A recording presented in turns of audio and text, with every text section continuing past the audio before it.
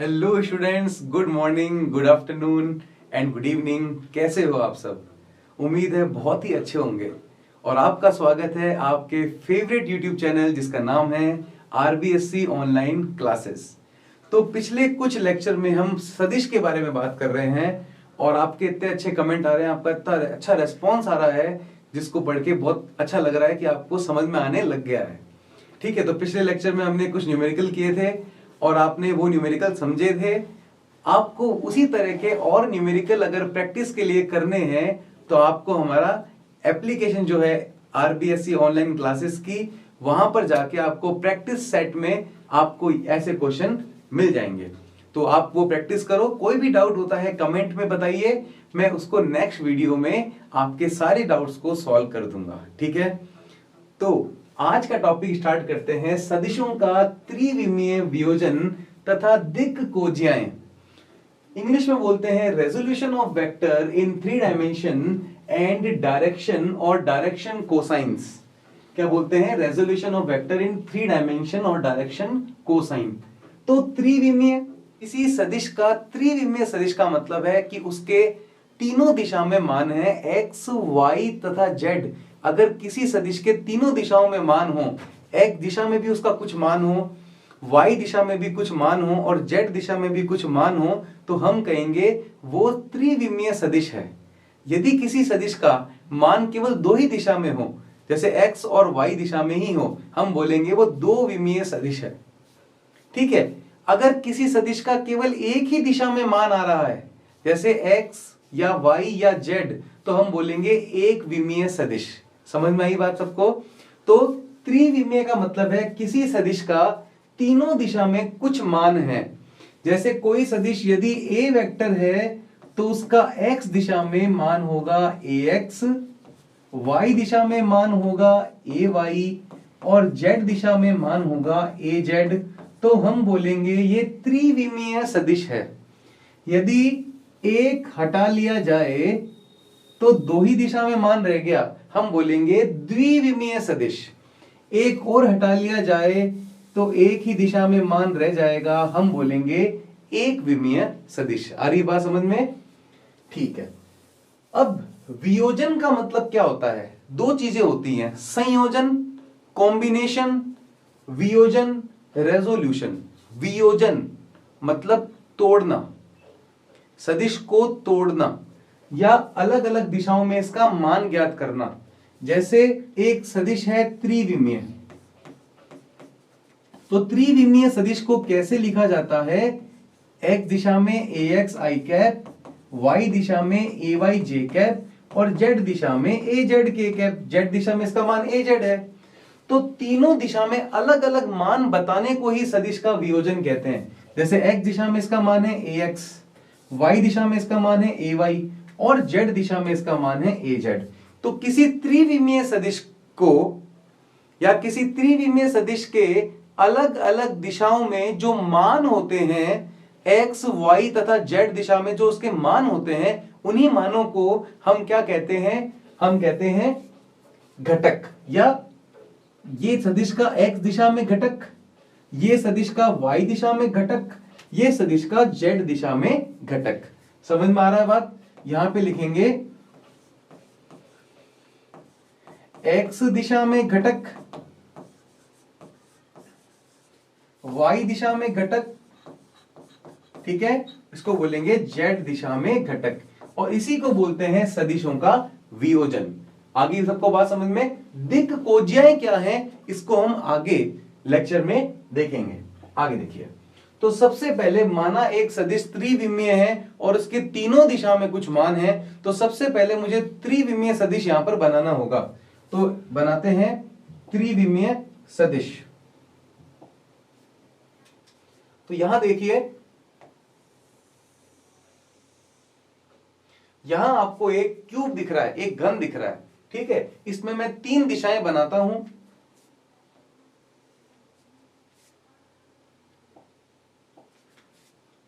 Okay, ये कौन सी दिशा हो गई हमारी? एक्स दिशा। वाई के अनुदिश चलेंगे तो ये हो गई हमारी y दिशा, और यहां पर ये हो गई हमारी z दिशा। अब एक सदिश है जिसका नाम है a वेक्टर, और वो a वेक्टर त्रिविमीय सदिश है। ध्यान दीजिएगा, एक वेक्टर है a वेक्टर, इस तरह से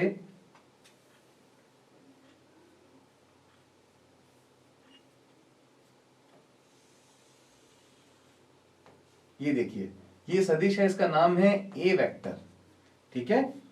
और ये तीनों दिशा में इसके मान हैं, ये त्रिविमीय सदिश है। इसका मतलब हम इसको किस तरह से लिख सकते हैं, थोड़ा सा ध्यान दीजिएगा। ये एक मिनट, हाँ, इसका नाम है a वेक्टर। इसका तीनों दिशा में इसका कुछ कुछ मान है। ये बिंदु को मान लेते हैं बिंदु P, और यहां पर a वेक्टर अगर त्रिविमीय है तो x दिशा में इसके मान होगा ax, y दिशा में इसका मान होगा ay, और z दिशा में इसका मान होगा az। समझ में आ रही है बात? तो यहां पर मान लेते हैं ये x दिशा में इसका मान इतना है, यहां तक है, ये x दिशा दिख रही है, और x दिशा में इसका मान है ax, ठीक है। y दिशा कौन सी है? ये रही y दिशा, तो y दिशा में इसका मान है ay। और z दिशा कौन सी है? ये z दिशा है, ये देखिए z दिशा, और z दिशा में इसका मान है az। इतना आपको समझ में आया? एक त्रिविमीय सदिश आपको दिख रहा है। त्रिविमीय का मतलब उसका तीनों दिशा में उसके कुछ मान है। x दिशा में मान ax जिसको मैंने x दिशा में दिखाया है, y दिशा में मान ay जिसको मैंने y दिशा में दिखाया है, और z दिशा में मान इसका az है, ठीक है। इसके बाद आगे चलते हैं।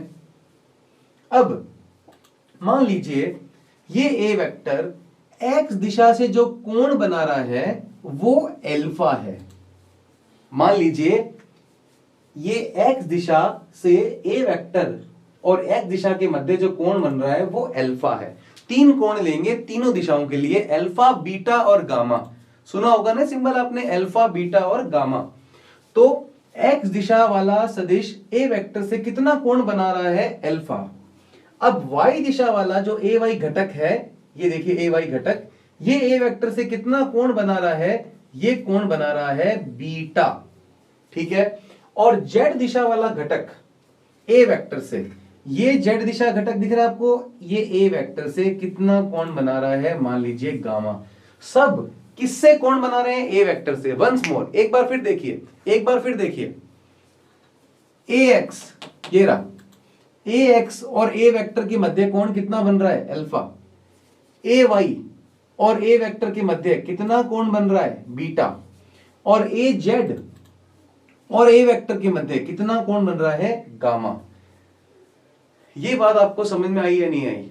इतना बताइए, आइए सबको समझ में इतनी बात? बस ax और a के बीच में अल्फा, ay और a के बीच में बीटा, और az और a के बीच में गामा। ओके, अब ये समझ में आई आपको बात? तो बहुत अच्छी बात है। और एक बेसिक कंसेप्ट फिर से देखिए, मैं रोज रोज क्लास में बताता हूं, अभी फिर बता रहा हूं आपको मैं, ताकि लेक्चर में प्रॉब्लम ना आए।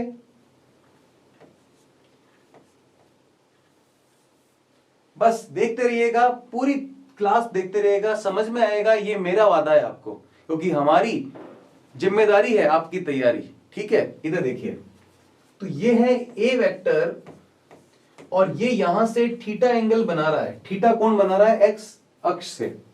तो जहां से कोण बनता है, जहां से कोण बनता है, देखिए प्यार से देखिए, इधर देखिए, जहां से कोण बनता है वो क्या होता है? cos थीटा, लंबवत sin थीटा। ये मैंने आपको पिछली क्लास में भी बता रखा है, जहां से एंगल बनता है, कोण बनता है cos थीटा, उसके परपेंडिकुलर sin थीटा। इसको हमने एक दो लेक्चर पहले प्रूव भी किया हुआ है, आपको याद होगा ये, ठीक है। ओके, अब एक बात यहां पर लिखते हैं, ये सबसे इंपॉर्टेंट बात है। अगर आपको ये समझ में आ गई तो बहुत ही ज्यादा अच्छी बात हो जाएगी। ध्यान से देखिए, अब ax a वेक्टर से ये एंगल अल्फा कहां से बन रहा है? ax से बन रहा है। ax से a वेक्टर पर एंगल कितना बन रहा है? अल्फा। तो जहां से कोण बनता है cos थीटा होता है, तो ax बराबर हो जाएगा a वेक्टर किससे कोण बना रहा है? ax से कितना बना रहा है? अल्फा। तो a cos अल्फा, ये बात समझ में आई। फिर से देखिए, ये a वेक्टर, ये ax से a वेक्टर कितना कोण बना रहा है अल्फा, जहां से कोण बनता है cos थीटा होता है, तो ax जो हो जाएगा वो हो जाएगा a cos अल्फा। ओके, समझ में आई बात। अब ए वाई जो आपको दिख रहा है, ये ए वेक्टर से कितना कोण बना रहा है, बीटा। तो बीटा जो कोण है वो कहां से बन रहा है, ए वाई से। बीटा कोण आपको दिख रहा है ए वाई से बन रहा है। तो अगर मैं ए वाई को कह दूं, जहां से कोण बनता है कॉस थीटा होता है, तो ए कॉस बीटा हो जाएगा ए वाई। तो ये बात आपको समझ में आ रही है नहीं आ रही है, ध्यान से देखिए। ए वाई कहां से कोण बना रहा है, ए वेक्टर से बना रहा है, कितना बना रहा है, बीटा। तो जहां से कोण बनता है वो होता है cos थीटा, लंबवत होता है sin थीटा। यहां पर हमें sin थीटा की जरूरत नहीं है। तो अब ए वाई ने ए से कितना एंगल बना है, बीटा। तो बीटा कहां से बन रहा है, ए वाई से, तो यहां आ जाएगा ए cos बीटा। वैसे ही ए एक्स जो कोण बना रहा है अल्फा, कहां से बना रहा है, ए वेक्टर से। तो जहां से कोण बनता है वो हो जाएगा ए cos अल्फा। ये बात समझ में आ गई। अब लास्ट पॉइंट देख लीजिए, ये जो ए जेड है ये किससे कोण बना रहा है, ए वेक्टर से। कितना कोण बना रहा है, गामा।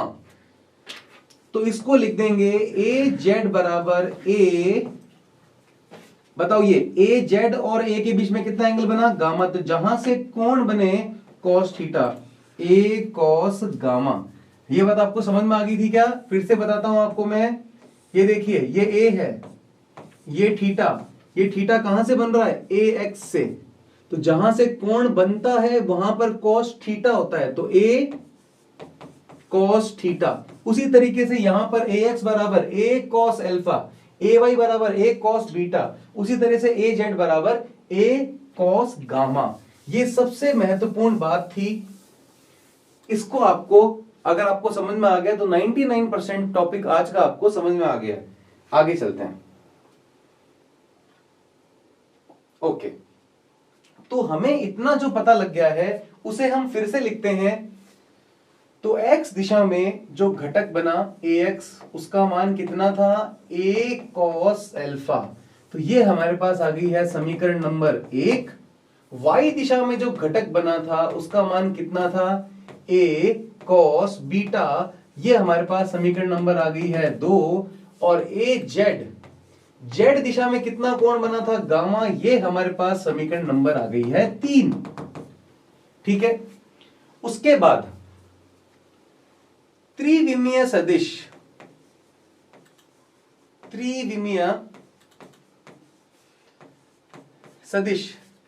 ए वेक्टर को निम्न प्रकार प्रदर्शित करते हैं। निम्न प्रकार प्रदर्शित कर सकते हैं। कैसे प्रदर्शित किया जाता है, सबको पता है। त्रिविमीय में x दिशा में भी कुछ मान होता है, y दिशा में भी कुछ मान होता है, और z दिशा में भी कुछ मान होता है। यदि हम इसका परिमाण ज्ञात करें तो a वेक्टर के परिमाण को मैं a भी कह सकता हूं, और a वेक्टर का मैग्नीट्यूड या परिमाण दोनों तरफ अगर ऐसे डंडियां खींचें तो भी परिमाण को प्रदर्शित कर सकते हैं। तो a वेक्टर के परिमाण को a द्वारा भी प्रदर्शित किया जा सकता है और a वेक्टर के मोड द्वारा भी प्रदर्शित किया जा सकता है। अब देखिए, सबसे पहले बनाऊंगा मैं रूट x, आई कैप के गुणा में कौन है, ax। तो ax का करूंगा स्क्वायर, जे कैप के गुणा में ay का स्क्वायर। ये सभी बातें पिछले लेक्चर्स में हो चुकी हैं। के कैप के गुणा में az का स्क्वायर। ठीक है। दोनों तरफ वर्ग करने पर, दोनों तरफ अगर वर्ग करेंगे तो a का आ जाएगा वर्ग a स्क्वायर, और इधर वर्ग करेंगे तो वर्ग से ये रूट हो जाएगा कैंसिल, वर्ग से वर्गमूल कैंसिल हो जाता है। तो दोनों तरफ रूट करने पर ये हो गया a स्क्वायर, ये रूट हो गया कैंसिल, ये बन गया है ax square plus ay square plus az square. ठीक है। ये समीकरण आपको समझ में आ गई है। तो ये समीकरण हो गई हमारे पास समीकरण नंबर 4। अब समीकरण 1, 2, 3 को अच्छी तरह से देख लीजिए। देख लिया सबने, 1 2 3 को। अब हम क्या करने वाले हैं, समीकरण 1 2 तथा 3 के वर्गों को हम जोड़ेंगे। क्या जोड़ेंगे, समीकरण 1 2 3 के वर्गों को हम जोड़ेंगे। ध्यान से देखिएगा। ओके, तो यहां लिखेंगे समीकरण 1 2 तथा 3 के वर्गों को जोड़ने पर, 1 2 3 के वर्गों को जोड़ने पर, तो पहला क्या है, ax, क्या करना है, ax के वर्ग करना है। फिर क्या करना है, ay का भी वर्ग करना है। फिर az का भी वर्ग करना है। समझ में आई?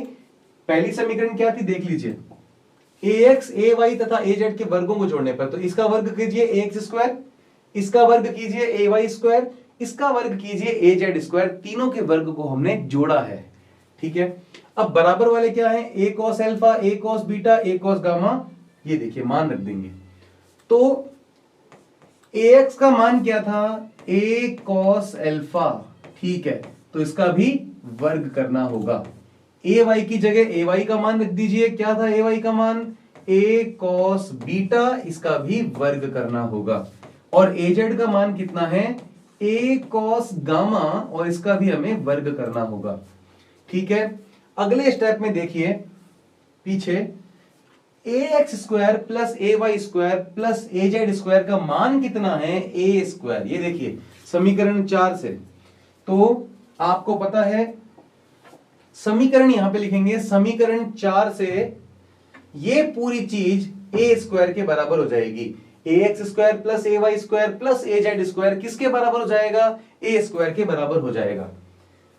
ठीक है, ये बात लिखूं या आपको डायरेक्ट समझ में आ जाएगी, तो मैं ये स्टेप सीधा लिख रहा हूं कि ये तीनों मिलाकर बन जाएगा a स्क्वायर। फिर से देख लीजिए, समीकरण 4 से ax square plus ay square plus az square किसके बराबर था, a स्क्वायर के। तो यहां पर मैं ax square plus ay square plus az square की जगह क्या लिख रहा हूं, a स्क्वायर। ओके, तो यहां पर देखिए स्क्वायर ओपन कर रहा हूं, a square cos square alpha plus a square cos square beta plus a square cos square gamma. अब क्या करेंगे, तीनों में से क्या कॉमन आ रहा है, तीनों में से कॉमन आ रहा है a स्क्वायर। बात समझ में आई आपको, a स्क्वायर कॉमन ले लेंगे, यहां आ जाएगा cos square alpha plus cos square beta plus cos square gamma. Sorry, तो यहां पर a स्क्वायर से ये देखिए a स्क्वायर क्या हो जाएगा, कट जाएगा, और इधर कितना बच जाएगा, 1। तो 1 बराबर cos square alpha cos square beta, अब cos स्क्वायर गामा। तो ये एक महत्वपूर्ण हमारे पास क्या आ गया है, संबंध आ गया है कि cos square alpha plus cos square beta plus cos square gamma कितना होता है, 1 होता है। इनका सबका सम कितना होता है, 1 होता है।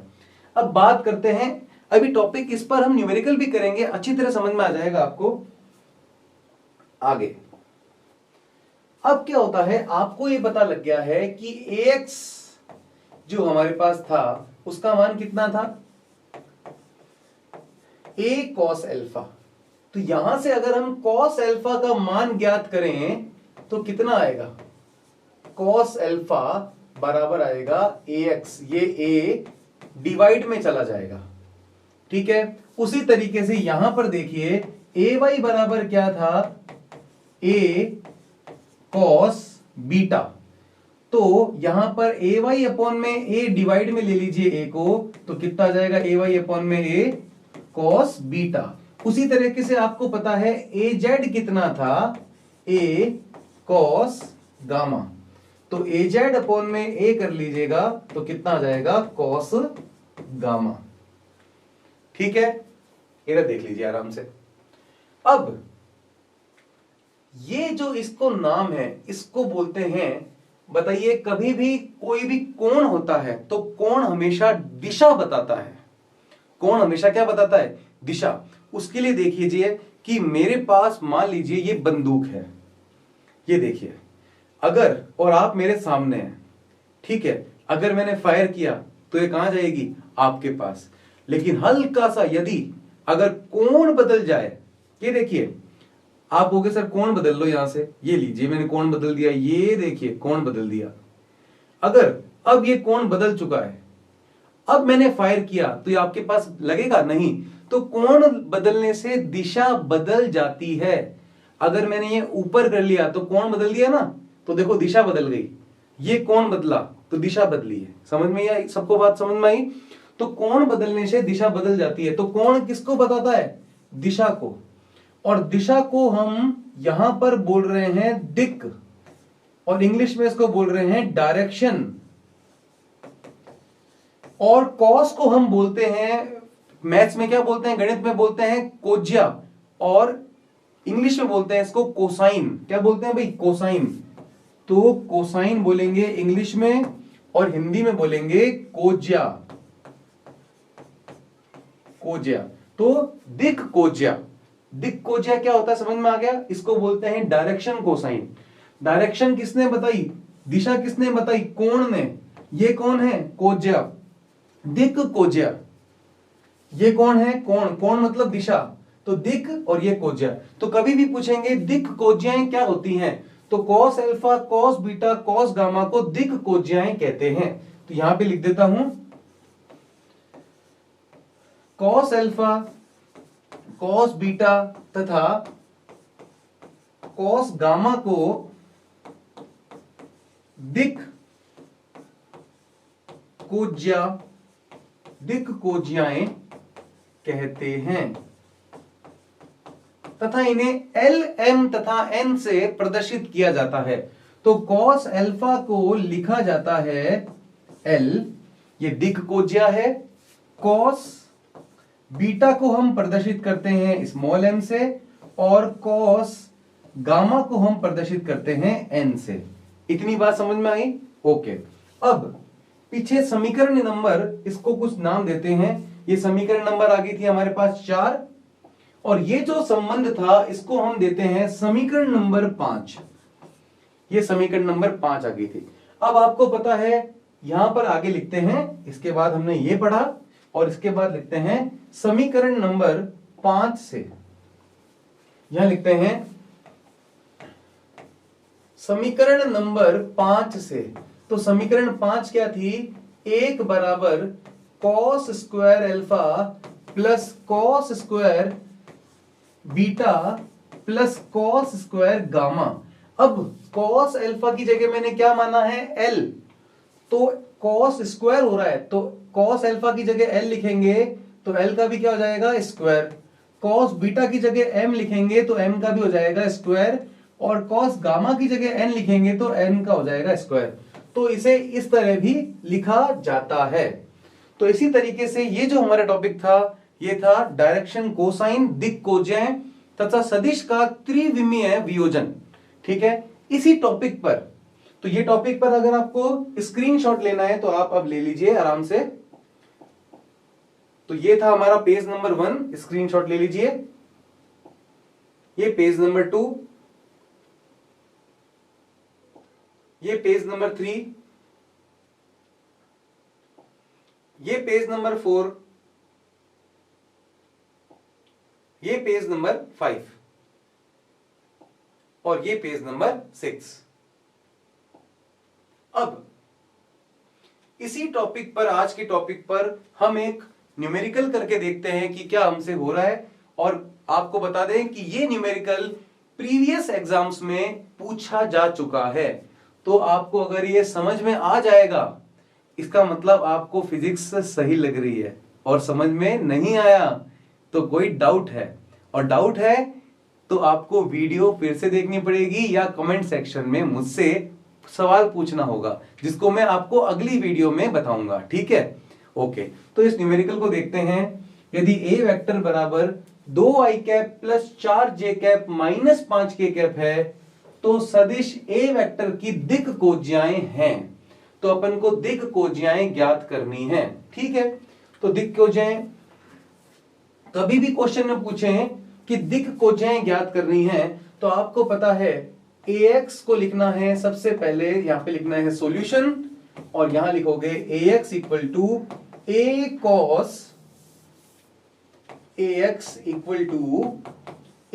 cos अल्फा, फिर लिखोगे ay इक्वल्स टू, यहां लिख देता हूं मैं ay equals to a cos beta और az equals to a cos gamma.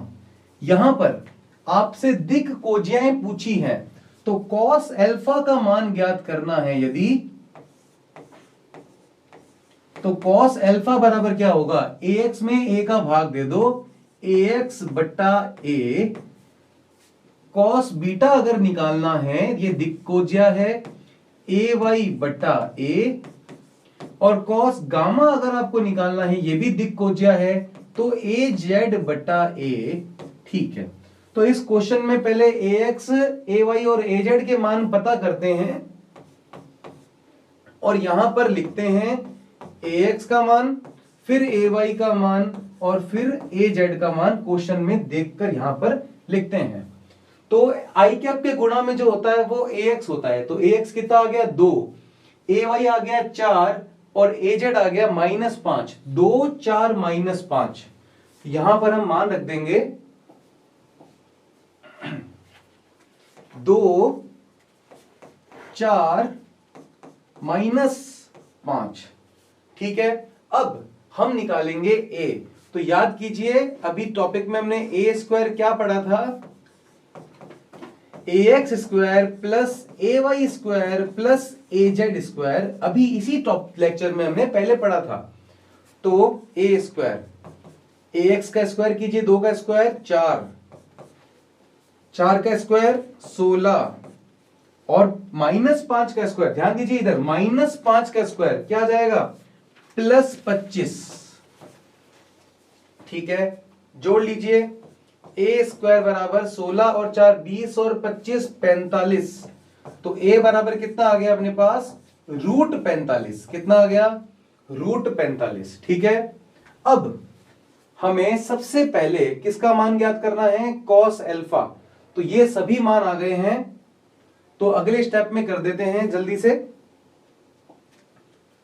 cos alpha पहली दिक् कोज्या क्या मान है, ax बट्टा a।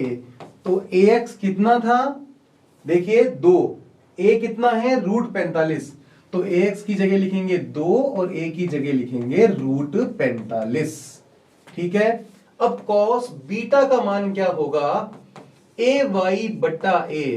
ay का मान कितना है देखिए 4 और a का मान √45, तो 4 बट्टा √45। आगे देखिए cos गामा क्या हो जाएगा, az बट्टा a। az का मान कितना है -5, a का मान है √45, तो -5 बट्टा √45। तो इस तरीके से देखिए कोई ऑप्शन है जिसमें 2 बट्टा √45, 4 बट्टा √45 और -5 बट्टा √45 आ रहा है, ये देखिए। तो 2 बट्टा √45, 4 बट्टा √45 और -5 बट्टा √45, तो यही ऑप्शन हमारा सही है, इसका ए ऑप्शन सही है। तो क्या आपको ये लेक्चर समझ में आया या नहीं आया, आप कमेंट में बताइए, बिल्कुल आराम से बेझिझक होके। ठीक है, जो भी कमेंट है मैं पढ़ूंगा, नेक्स्ट लेक्चर में उसको दूर करने की, आपकी सभी प्रॉब्लम को दूर करने की कोशिश करूंगा, क्योंकि हम तत्पर हैं आपको पढ़ाने के लिए, आपकी सारी समस्याओं को दूर करने के लिए, क्योंकि आपकी तैयारी हमारी जिम्मेदारी। तो इसी के साथ आज के लेक्चर को कंप्लीट करते हैं। उम्मीद करते हैं आपको समझ में आया होगा, बाकी करेंगे नेक्स्ट लेक्चर में। तब तक के लिए बाय बाय।